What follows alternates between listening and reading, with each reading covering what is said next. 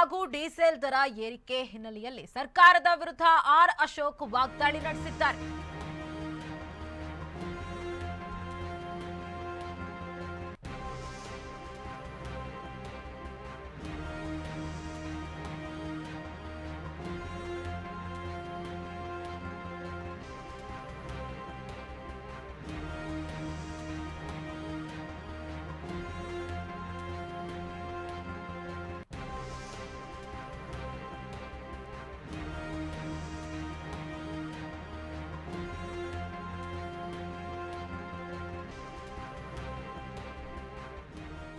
Petrol ಹಾಗೂ diesel ದರ ಏರಿಕೆ ಹಿನ್ನೆಲೆ ಸರ್ಕಾರದ ವಿರುದ್ಧ ಆರ್ ಅಶೋಕ್ ವಾಗ್ದಾಳಿ ನಡೆಸಿದ್ದಾರೆ.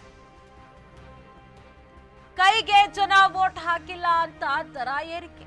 ಕಾಂಗ್ರೆಸ್ ಸರ್ಕಾರಕ್ಕೆ ಮಾನ ಮರ್ಯಾದೆ ಇದ್ರೆ ದರ ವಾಪಸ್ ಪಡಿಬೇಕು ಅಂತ ಹೇಳಿ ಅಶೋಕ್ ವಾಗ್ದಾಳಿ ನಡೆಸಿದ್ದಾರೆ. ಕಾಂಗ್ರೆಸ್ ಸರ್ಕಾರ ಪಾಪರ್ ಆಗಿದೆ ಅಂತ ಹೇಳಿ ಅಶೋಕ್ ಕಿಡಿಕಾರಿದ್ದಾರೆ.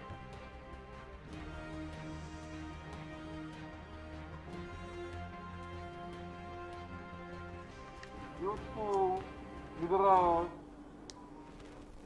ಬೆಲೆ ತೈಲ ಬೆಲೆ ಏರಿಕೆಯಿಂದ ಆಗ್ತಕ್ಕಂಥ ಎಫೆಕ್ಟ್ ಏನಪ್ಪಾ ಅಂತಂದ್ರೆ ಎಲ್ಲ ಅಗತ್ಯ ವಸ್ತುಗಳ ಬೆಲೆ ಏರ್ಬಿಡ್ತವೆ. ಅಡಿಗೆ ಎಣ್ಣೆ ಇರ್ಬೋದು, ದವಸ ಧಾನ್ಯಗಳಿರ್ಬೋದು, ತರಕಾರಿ ಇರ್ಬೋದು, ಹಣ್ಣಿರ್ಬೋದು, ರೈತರು ಕೊಂಡ್ಕೊಳ್ತಕ್ಕಂಥ ಪದಾರ್ಥಗಳಿರ್ಬೋದು, ಸಿಮೆಂಟ್ ಕಬ್ಬಣ ಇರ್ಬೋದು, ಎಲ್ಲ ಬೆಲೆಗಳು ಕೂಡ ಏರ್ಕೊಂಡು ಹೋಗ್ಬಿಡ್ತವೆ. ಹೇಗೆ ಸಾಮಾನ್ಯ ಜನ ಜೀವನ ಮಾಡೋದು ಹೇಗೆ? ಊಟಕ್ಕಿಲ್ಲ ಇವತ್ತು ಅಂತ ಪರಿಸ್ಥಿತಿ ನಿರ್ಮಾಣ ಆಗಿದೆ. ನೀವು ಜನರನ್ನ ತಪ್ಪು ಮಾಹಿತಿಗಳನ್ನು ಕೊಟ್ಟು ಸುಳ್ಳು ಹೇಳಿ ಇವತ್ತು ಅಧಿಕಾರವನ್ನ ನಡೆಸ್ತಾ ಇದ್ದೀರಿ. ನಿಮಗೆ ಅಧಿಕಾರದಲ್ಲಿ ಇರ್ಲಿಕ್ಕೆ ಯಾವ ಯೋಗ್ಯತೆನೂ ಕೂಡ ಇಲ್ಲ. ಪೆಟ್ರೋಲ್ ಮೇಲಿದ್ದಂತ ಅಡಿಷನಲ್ ಎಕ್ಸೈಸ್ ಡ್ಯೂಟಿ ರಾಜ್ಯ ಸರ್ಕಾರ ಪೆಟ್ರೋಲ್ ಮೇಲೆ ಸೇಲ್ಸ್ ಟ್ಯಾಕ್ಸ್ 35%, ಡೀಸೆಲ್ ಮೇಲೆ 24%, ಮೂಲ ಬೆಲೆ 35-36 ರೂಪಾಯಿ, ಟ್ಯಾಕ್ಸ್ 60-65 ರೂಪಾಯಿ. ನಾಚಿಕೆ ಆಗಲ್ವೇನ್ರಿ ನಿಮಗೆ? ಜನರ ಇರ್ತಾ ಇದ್ದೀರಲ್ಲ, ನಾಚಿಕೆ ಆಗಲ್ವೇನ್ರಿ ನಿಮಗೆ? ಜನರ ರಕ್ತ ಇರ್ತಾ ಇದ್ದೀರಲ್ಲ, ನಾಚಿಕೆ ಆಗಲ್ಲ? ಕಾಂಗ್ರೆಸ್ ಸರ್ಕಾರ ಅಧಿಕಾರಕ್ಕೆ ಬಂದ ಮೇಲೆ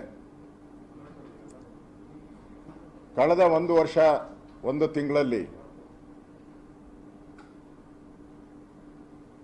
ಎಲ್ಲ ರೀತಿಯಾದಂಥ ಬೆಲೆ ಏರಿಕೆಯ ಭಾಗ್ಯಗಳನ್ನು ಕೊಟ್ಟಿದೆ.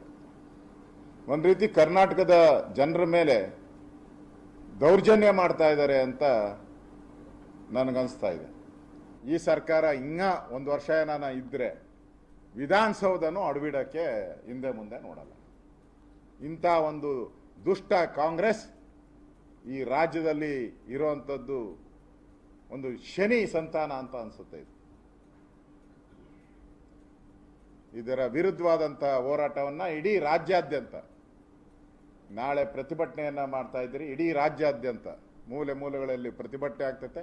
ಬೆಂಗಳೂರಲ್ಲೂ ಕೂಡ ನಾನು ಮತ್ತು ವಿಜಯೇಂದ್ರ ಅವರು ನೇತೃತ್ವದಲ್ಲಿ 11:30 ನಾಳೆ ಅಲ್ಲಿ ಫ್ರೀಡಮ್ ಪಾರ್ಕ್ ಹತ್ರ ನಮ್ಮ ಪ್ರತಿಭಟನೆಯನ್ನು ಮಾಡ್ತೀರಿ.